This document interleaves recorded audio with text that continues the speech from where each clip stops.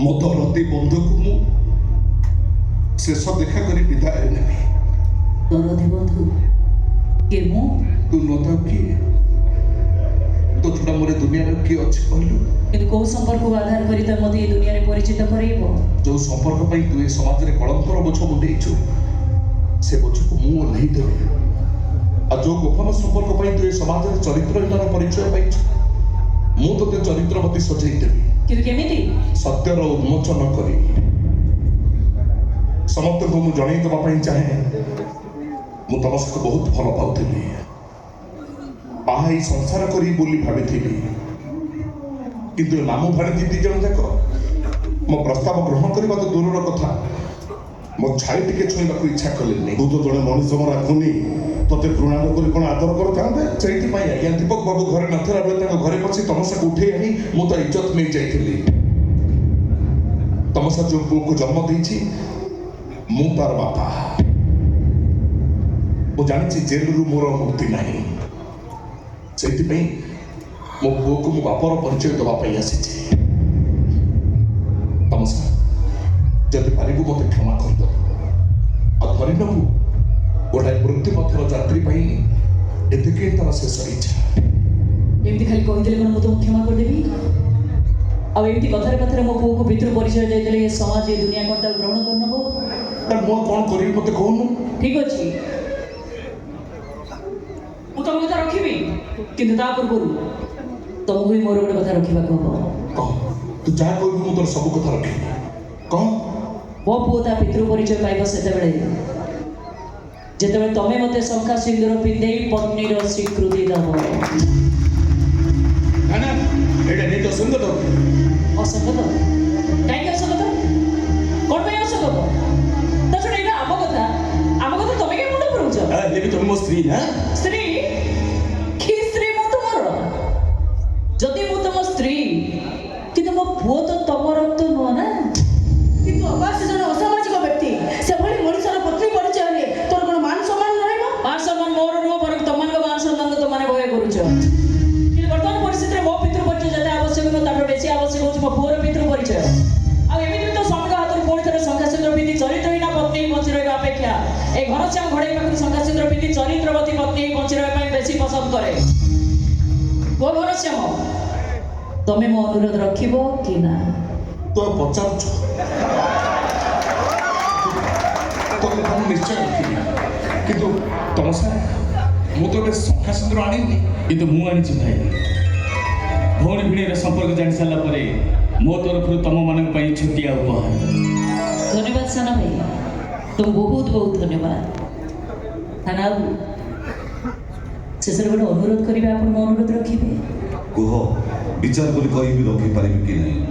ଏପର୍ଯ୍ୟନ୍ତ ଏଠି ଯାହା ସବୁ ଘଟିଗଲା ସବୁ କିଛି ତ ଆପଣ ନିଜ ଆଖିରେ ଦେଖିଛନ୍ତି, ନିଜ କାନରେ ବି ଶୁଣି ସାରିଛନ୍ତି।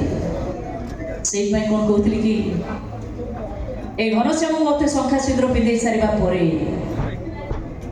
ଆଜି ଗୋଟାଏ ରାତି ପାଇଁ ମୋ ସ୍ୱାମୀକୁ ଆପଣ ମୋ ପାଖରେ ଛାଡ଼ି ଦେଇ ଯାଇପାରିବେ? କିନ୍ତୁ ଏଇଟା ଆଇନ ସମ୍ମତ ନୁହେଁ। ମୁଁ ମାନୁଛି ଥାନା, ଏହା ଆଇନ ସମ୍ମତ ନୁହଁ, କିନ୍ତୁ ମୁଁ ମାନବିକତାର ଅନୁରୋଧ କରୁଛି ଥାନା। ପୋଲିସ ପୋଷାକ ପିନ୍ଧିଥିଲେ ବି ଆପଣଙ୍କ ହୃଦୟ ତ ମଣିଷର ନା। କଥା କହୁଛି, ଭରସା ରଖନ୍ତୁ ଆପଣ ମୋ ଉପରେ। ଆଜି ରାତି ପାଇବା ପରେ ମୁଁ ନିଜେ ମୋ ସ୍ୱାମୀକୁ ନେଇ ଆପଣଙ୍କ ଥାନା ହାଜତରେ ଛାଡ଼ି ଦେଇ ଆସିବି। ଆଜି ଗୋଟାଏ ରାତି ପାଇଗଲା ପରେ ମୋ ଜୀବନରେ ଆଉ କେବେ ବି ମୋ ସ୍ୱାମୀକୁ ମୋ ପାଖରେ ପାଇପାରିବେନି। କେବଳ ସେଇଥିପାଇଁ ଆଜି ଏଇ ଗୋଟାଏ ରାତି ଆମେ ସ୍ୱାମୀ ସ୍ତ୍ରୀ ଆଉ ଆମ ପାଖରେ ଆମ ପୁଅ ଏକାଠି କଟାଇ ଦେବା ପାଇଁ ମୁଁ ଇଚ୍ଛା କରୁଛି। ଆଜି ଏଇ ଗୋଟାଏ ରାତି ପାଇଗଲା ପରେ ଆଉ କେବେ କେହି ବି ମତେ କହିବାକୁ ବାଧ୍ୟ କରିବେନି, ରହିଯା ରେ ସାଥୀ ରାତିକ ପାଇଁ। ହାତ ଯୋଡୁଛି ଥାନା, ଏତିକି ମୋତେ ଦୟା କରନ୍ତୁ। ଆଜି ଏଇ ଗୋଟାଏ ରାତି ମୋ ସ୍ୱାମୀ ମୋ ଘରେ ଛାଡ଼ି ଦେଇ ଯାଆନ୍ତା ଆଉ ମୁଁ ଆପଣଙ୍କ ଗୋଡ଼ ତଳେ ପଡ଼ୁଛି।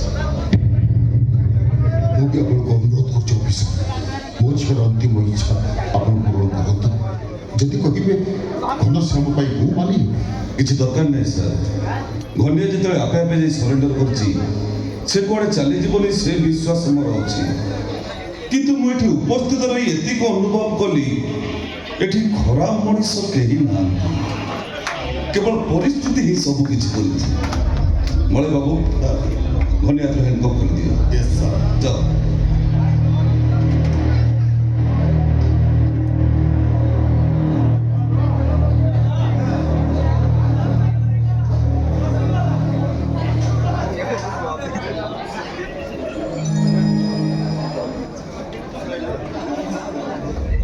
এই ମୁଁ ଘନିଆ ଘରେ ଘର ଅଛି,